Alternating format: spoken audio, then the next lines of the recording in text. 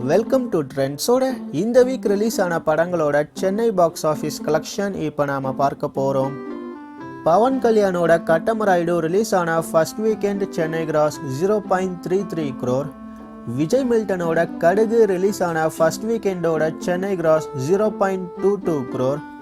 நட்ராஜோட Enkitta Mothathe release ஆன first வீக்கெண்டோட Chennai gross 0.16 crore.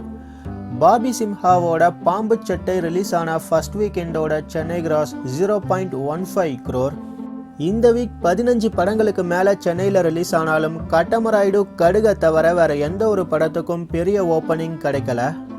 March 3 release ஆன அருண் விஜயோட குற்றம் 23 ரிலீஸ் ஆன ஃபர்ஸ்ட் 24 டேஸோட Chennai gross 1.56 crore.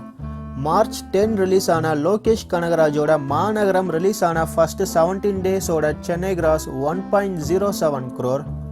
March 9 release ஆன லாரன்ஸோட மொட்ட சிவா கெட்ட சிவா ரிலீஸ் ஆன ஃபர்ஸ்ட் 18 டேஸோட Chennai gross 2.24 crore. Next week Vijay சேதுபதியோட கவன், நயன்தாராவோட டோரா ரிலீஸ் ஆக போகுது. இந்த 2 படங்கள்ல எந்த படம் பெரிய ஹிட் ஆகும்னு நீங்க நினைக்கிறீங்களோ கீழே கமெண்ட் பண்ணுங்க.